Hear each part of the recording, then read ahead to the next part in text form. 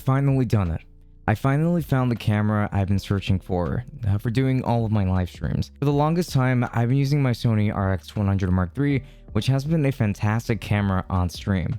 The only issue is that I wanted a wider angle, and I couldn't do too much about it because the RX100 is a point and shoot, so it has a fixed lens. However, that's when I looked into the Panasonic Lumix GX8, and I have to say that I was honestly beyond surprised with the results here. But I'll also be taking a look at its performance with filming in general and with photography, like just to see how it is in terms of just using it as, well, a regular camera and that sort of thing. With that said, let us go ahead and dive right in.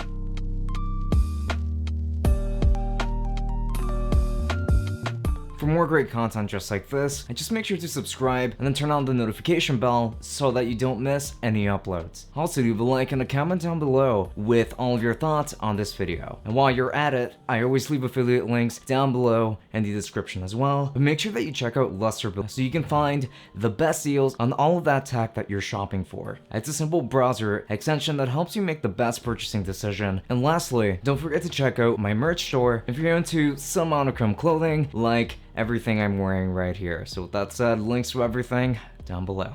The exterior design is going to consist of this hefty build, and it is going to be textured in this material for the entirety of it. This is a rather large camera in comparison to something even like the G7, and especially my RX100, obviously, without a doubt. And overall, I would say that it is actually built really well, and this is not a weak camera by any means. So honestly, there are just a lot of great things here in terms of its build, for sure. And this camera features a fully articulating display that you can twist in pretty much any direction that you would like, and it's actually a really nice display, one of the nicest ones I've seen on any camera, and it makes everything look incredibly beautiful and colorful. My only gripe with it is that it's not exactly accurate to the results that you might notice in post, or if you're using a live streaming software, it might look a little more green than what you're used to. So like color correct it if you need to. And another issue that I do have with it is that it's not a touchscreen, which is pretty puzzling, but besides that, this is honestly a really beautiful display. On the top, you will find the electronic viewfinder, a hot shoe mount, a mode switcher, and another ring for adjusting the f-stop, I believe, which has actually been incredibly handy when adjusting the videos on the go. And just a look of them. And you're also going to find a knob for adjusting the shutter speed, a function button, a record button, a shutter button, and yet another ring. And on the back, you're going to find yourself with the viewfinder yet again, and you're going to find the button that lets you toggle the live viewfinder, and a focus switch with a built-in function button. You're going to find a Q menu button, playback button, a display toggle, and the usual directional buttons with their own functions and the like. And there's also going to be that flip screen that I mentioned earlier. And on the left, you're going to find a remote/microphone jack, though it is only a 2.5mm jack. There's also going to be a digital port and a micro HDMI port.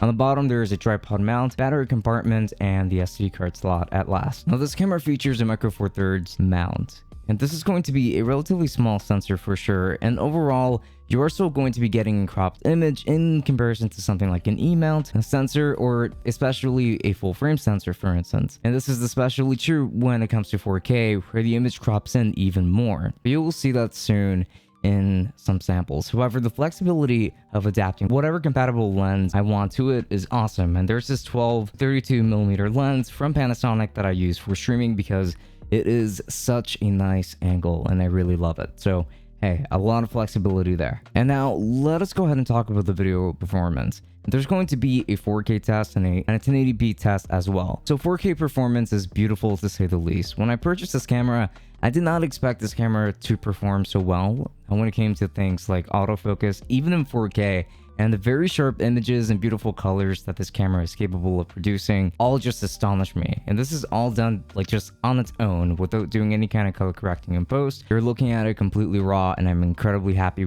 with these colors. I've always been happy with Panasonic colors, but this is just impressive.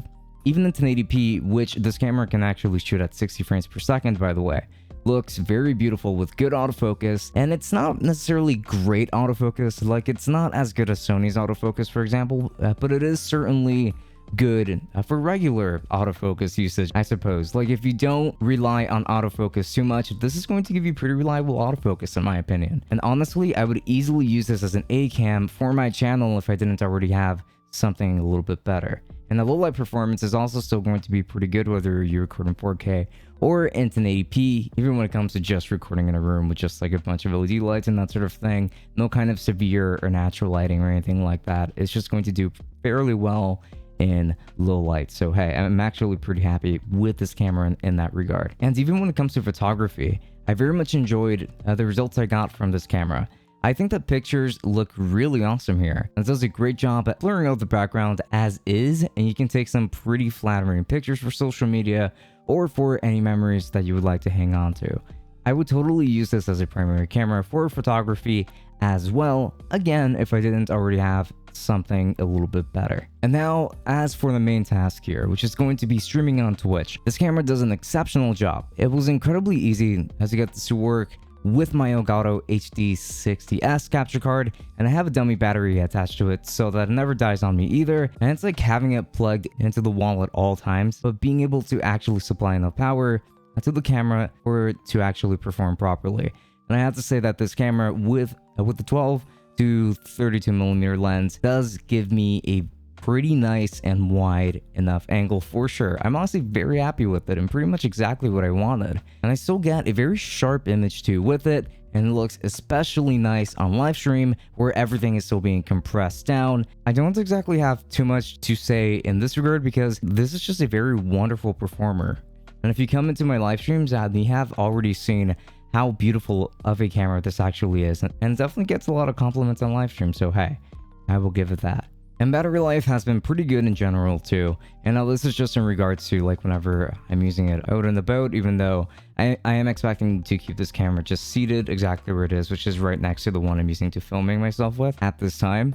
Though honestly, like it should last you like at around an hour if you're shooting excessively with it. When you're filming any videos in particular, I would say, but usually, I mean, the really highly depends on your usage. However, that doesn't technically matter for me because I just have it stationary connected to a dummy battery, so this camera is never going to die on me. I do, however, have some complaints about this camera. As impressed as I am with it, I don't understand why it doesn't have a touchscreen. That's just a little bit weird. I miss being able to touch to focus, to be completely honest, and the microphone jack is a hybrid with a remote port. So it's a 2.5mm jack as a result. That really sucks because I need adapters in order to use microphones with it, but at least it technically does actually have a microphone jack, which is a luxury that isn't necessarily afforded to a lot of mirrorless cameras around this price tag. And I do wish that the ports were actually on the other side of the camera, on the right side of the camera, because when I flip out at the screen, which does actually flip out towards the left side, some of the cables can actually block it a bit if I have it plugged into anything, making it somewhat awkward to use, but that's pretty much it. So in conclusion, this camera is incredible. It's not perfect, but it is incredible. I got this from B&H store for around, I would say, only 450 bucks without a lens, and I already had a bunch of Panasonic lenses around, so I figured that it was already a pretty great deal as it was. As a regular film camera, it's a fantastic choice and I can highly recommend it. Easy as that. As a streaming camera, this is another easy recommendation. Like not just as a filming camera or as an A-cam, this is just an all-rounded amazing camera in my opinion.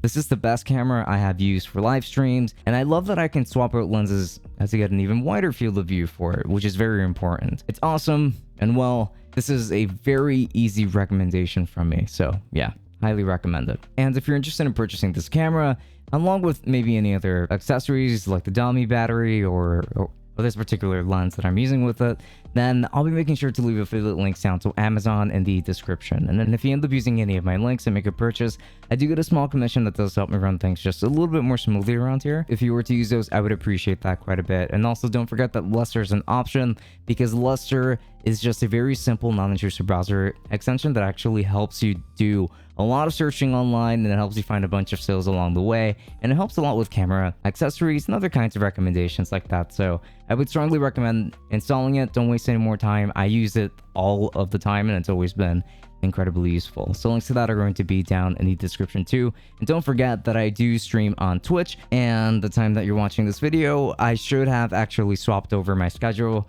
to streaming from 8 p.m. to 10 p.m. instead of 10 p.m. to 12 a.m. because a lot of you guys told me that that was just a little bit too late for you, and I would like more of you guys to be able to stop by. So with that said, The new schedule has been 8 p.m. to 10 p.m. Eastern time, so do make sure to stop by if you can. Links to that are going to be in the description, as well as links to my Instagram and my Twitter, which are very important to follow too. But with that said, this has been Francisco from Tech Summit. Thank you so much for watching, and I will be seeing you all later. Enjoy.